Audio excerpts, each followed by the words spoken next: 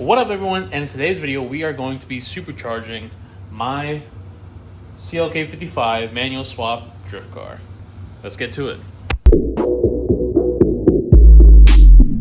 Now, I know it's been a minute and I've done any sort of videos. I'm a little tan right now, just came back from a drift event. This car did good, not too shabby. I know there's been some changes since y'all last seen it, but this is how she looks currently.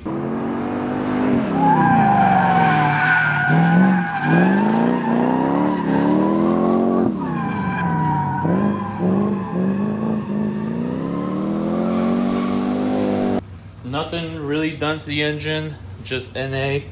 207,000 miles. I did put a 5-puck clutch in it from Kangaroo Team a couple months ago, maybe last year.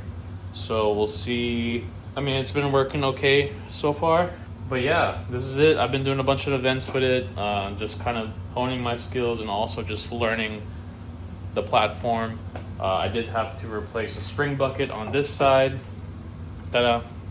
But anyway, most of y'all are probably not tuned into this video for that and probably wondering how to do the swap. This is not going to be like a one-to-one guide on swapping it. There's a lot of good information already out there. I'm just going to kind of run through my process of doing it, similar to the manual swap videos that I did like a long time ago, 6 years ago at this point. Dang, 6 years. Hopefully it all goes okay-ish. Yeah, luckily I had a friend who kind of had an M113K torn apart for a while now, so I got the supercharger and the charge coolers, but there was still some stuff that I was missing and I was able to grab it from him. Huge shout out to him. He's super grateful for that. In today's portion of the video, we're just going to be removing all the NA stuff that I need to remove, at least at the top side. Really just want to remove the intake manifold, the fuel rail, maybe get to the harnesses, but I mean, no rush, honestly. This is just like some intake that I kind of fabbed up. We got the carbon fiber elbow, big green filter. I took that idea from a friend of mine. He has like a LS NA build, and honestly, it does kind of help. I don't know, it sounds better, feels like it helps. So yeah, I'm gonna do all that, at least the easy stuff up top. You know, maybe next steps can be probably grinding this down. So yeah, we'll get to that. For now, I'm gonna put y'all on a time lapse on the corner somewhere and start removing all this stuff.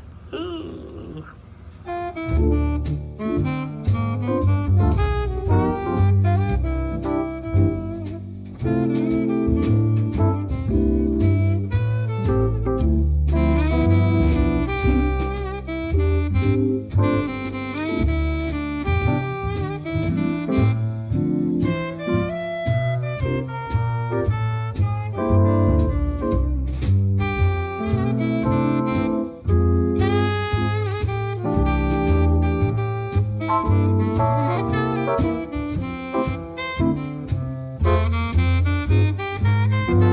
So, intake manifold's off. Man, I probably only took like an hour at most. And that's while watching Breaking Bad. I mean, Better Call Saul over there. That really wasn't that bad at all. That's probably one of the easiest intake manifold removals I've ever done. It also helps that, I guess, to try and fit in a 208 chassis, the engine is kind of, it's like, you know, pretty forward. There's a lot of room around there in the firewall, and it's just like, it's only like 8 bolts. So undo the fuel rail, undo some connectors, undo the intake. Sorry, fuel smell is getting to me. Yeah, this all comes right out, and now we have all this exposed. So next is removing probably the entire wiring harness, because I have the 113K harness over there. And oh yeah, my wounds, my tape's coming off. Maybe drain the coolant tomorrow so that I could start by switching out the crank pulley and all that stuff. That's gonna be fun. Gonna see how I'm gonna get that off. I don't know, might have to remove the radiator and all. Might have to remove this whole front end, honestly. And yeah, remove the front bumper as well, because I'm gonna mount the heat exchanger right here with fans. Want to keep it cool. Yeah, it really wasn't that bad of a job at all. I'm pretty stoked on this, pretty excited to see how this goes. The whole goal for this is, well, one, I got Supercharger for cheap. I've always wanted to do it. I was going to turbo it at first, but this is before I decided to, you know, make this into sort of like a drift car or a drift build. And so I feel like with having this car now, the turbo and the E36 being turboed, I thought it'd be cool to just have a V8 that was supercharged with, you know, all the cool whine noises. So luckily all this stuff has been pretty, I would say, pretty well documented. There was already people like swapping, you know, the top end blowers onto the NA engines, swapping the M113Ks into the, you know, into a chassis that didn't come with it. So anyway, I'm pretty excited. Gonna do all that.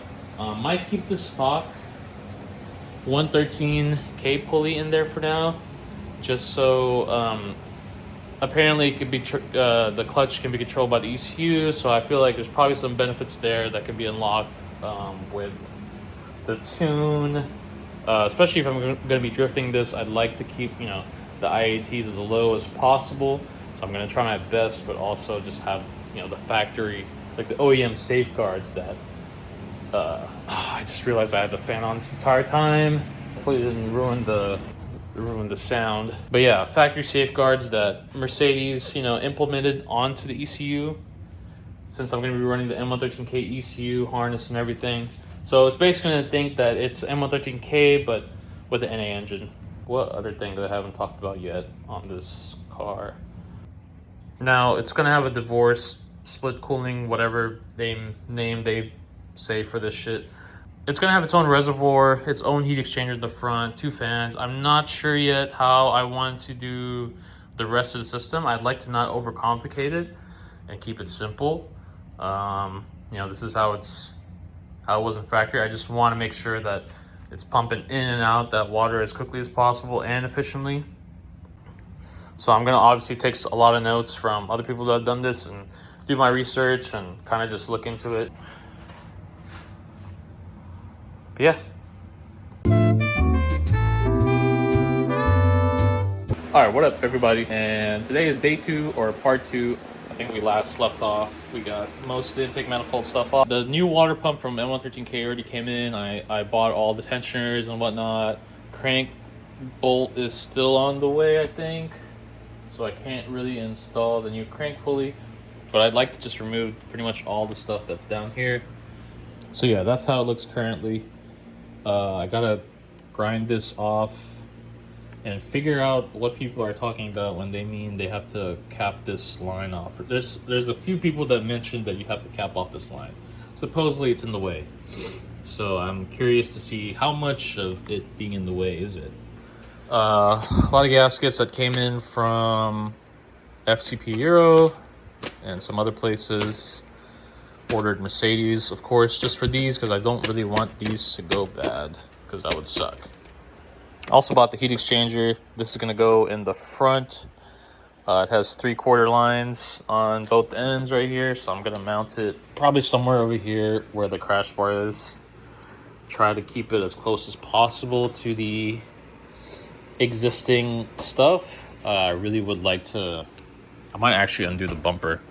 I'd like to keep it tucked in because, you know, this is a drift car at the end of the day. I don't want it to like, one, I don't want it to be lower than this.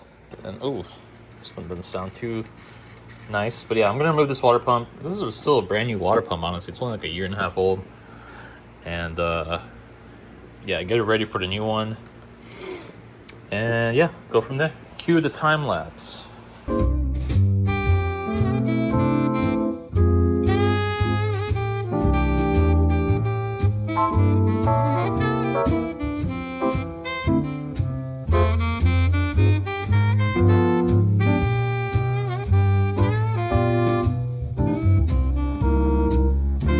I love this car. Just painted the hood recently too. It's a carbon fiber hood, but you can only see it on like certain angles if you get up close. Okay, so this is what came off my car. I just replaced this not long ago. This is the NA water pump, and this is the 113K water pump. Same with the thermostat housings. This one came off my car, and this is from a CLK55 2004. Yeah, so you can kind of see the differences here. It looks like the port right here that goes to oil cooler is blocked off since it routes somewhere else. The 113K has this extra, I guess, sort of metal up here. I'm assuming a tensioner or a idler pulley sits right here somewhere. I feel like the more I go through this, the more I realize how much more stuff there is that has to move around. Yeah, I don't know. Water pump. Swapped over the pulley already. So anyway, I gotta do some research because this is not really fitting.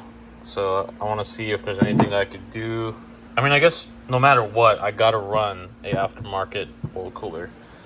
Considering I drift this car and whatnot, I don't really want to just delete it. I'd like to stay running it. And maybe with it separate from the cooling system, that might be beneficial. Yeah, I'm pretty sure that's coolant, right? Let's see. Yeah, it's definitely coolant. Yeah, so we gotta figure out a way to plug that up. I gotta see what other people have done and see how they managed to get around this. Supposedly certain engines that Mercedes built doesn't have this oil cooler setup, so the swap is actually much easier. Yeah. So I think for now I'm at a stopping point-ish. There should be some more parts coming in today. I bought a reservoir for it. No, actually I have one. That was for Mercedes. I was going to use that as the reservoir for the Supercharger. Yeah, there's a lot going on. So I'm trying to finish this month. So can't be slacking on progress. Anyways, that'll wrap up for today's video. Thank you guys so much for watching, and girls. And yeah, see you guys next time. Stay tuned for the next video. Peace. Actually, that's really not bad. I was expecting much worse. Look at that. That's pretty cool. Yeah, I never realized how big that bitch is. That is a big boy. God, this clearance is crazy.